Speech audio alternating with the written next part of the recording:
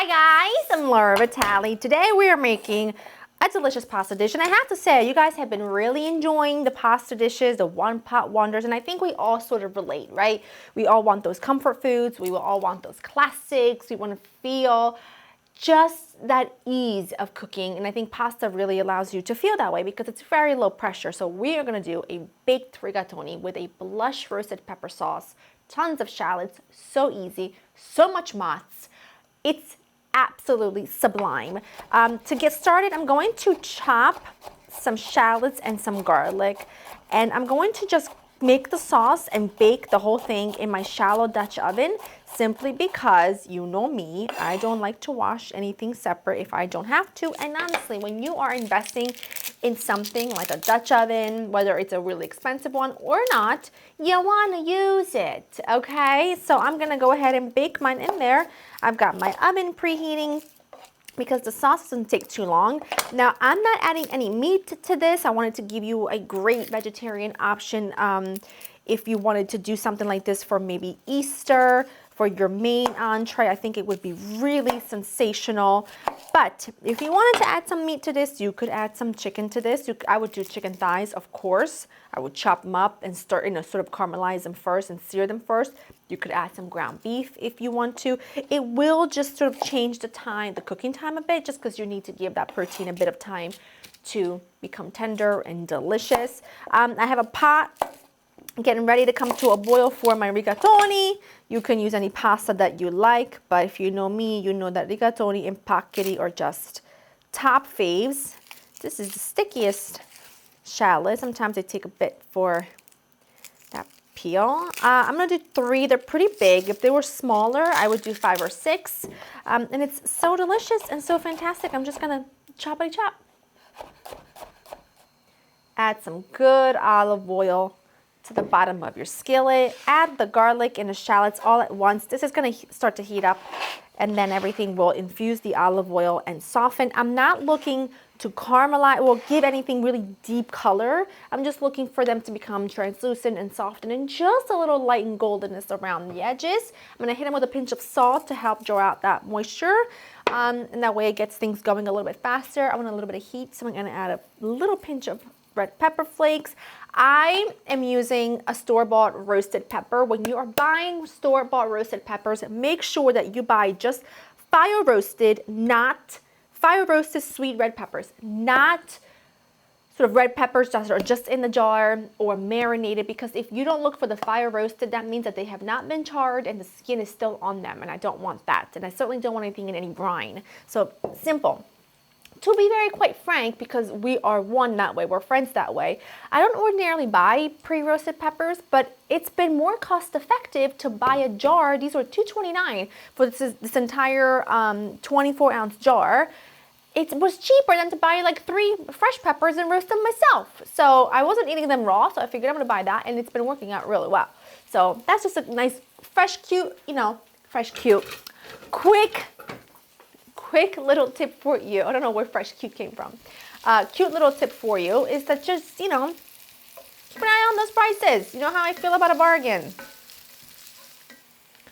Adding some tomato paste. I'm not adding sauce because I don't like tomato sauce, because I don't want it to be super thin and liquidy, because I'm going to be adding roasted pepper and some heavy cream, and then we're going to dollop some ricotta, so it's going to be perfectly blush and delicious.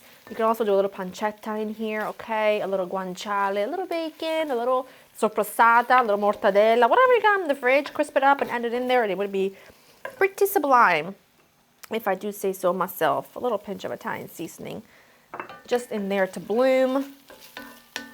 Let that cook for, it needs a good minute or so to really wake up. It's been sitting in that tube a while. It's been taking a nice nap, so it's just got to do a little wakey.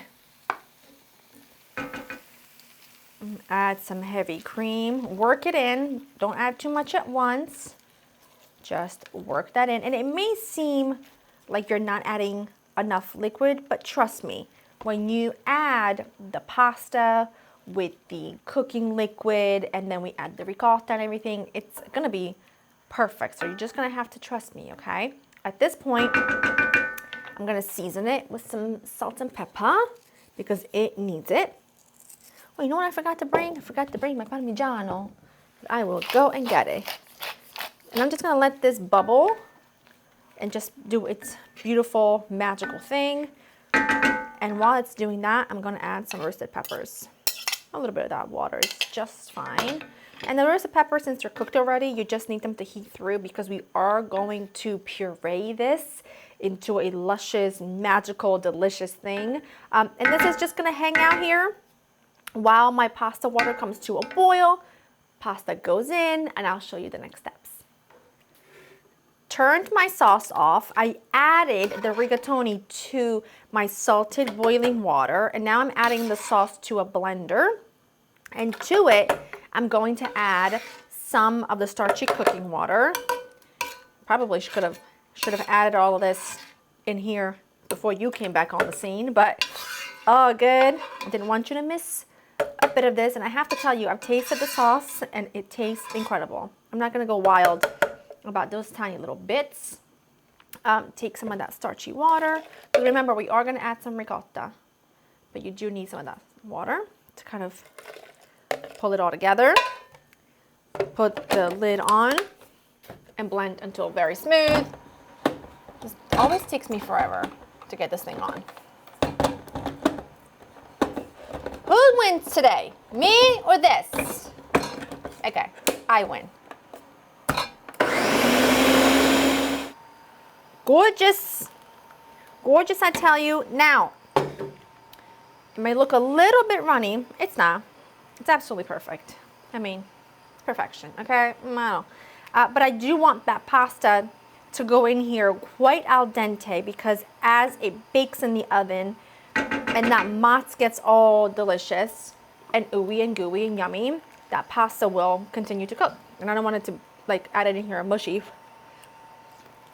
Just using my kitchen spider to get my pasta in there. And like I said, make sure you cook it even a minute or two shy of al dente. Like right now, when I taste this, it doesn't taste like it's al dente. Like it still has like a minute or two left. But that's because as it bakes, it absorbs all of that sauce, and then it becomes really delicious and al dente and fantastic and just really so spectacular. And I just can't wait for you to make this, and I can't wait for you to eat this, and I can't wait for you to be like, you know what, Laura? You are onto something. And then ricotta. Beautiful ricotta all around. You can mix it in. You can leave it all on top. I don't care. Whatever you want. You can do a little and a little. As long as you put some ricotta in there because, you know, it's delicious. And like I said, this is such a great, fantastic spring, summer mean, even for a holiday like Easter, because it's just vibrant and beautiful, not too heavy, even though it's got some creaminess and blushness to it. I'm kind of mixing the ricotta in a little bit because I can, because I like it, you know. And it's just divine. And then I'm gonna take this chunk of mozz and I'm just gonna bring it up on top. You know, as it bakes and that rigatoni swells and drinks up that sauce, and then the bottom gets slightly golden, the edges get somewhat crisp and brown, you know it's gonna be sensational. I don't have to tell you that. And then because the mozz and the ricotta need a little bit of seasoning, they need a little salt, you know. I don't want to add straight salt on top, but what I will add, of course this is closed and I can't get it open because I have fingers from the cheese. I'm gonna add really salty Parmigiano like that. Finishing this container off, might as well. Into the oven, 400, I don't know, 20 minutes or so. You can look at it, it'll call your name, it'll smell fantastic, and just you wait until it's done. And just you wait till you eat it. But first I gotta wash my hands and pop this in. That looks gorgeous, and no one can tell me different that the top of any baked pasta or lasagna or anything like that, those crispy bits are not the best part, especially when the cheese gets all crispy. Look, it's steaming. You see that? But that is just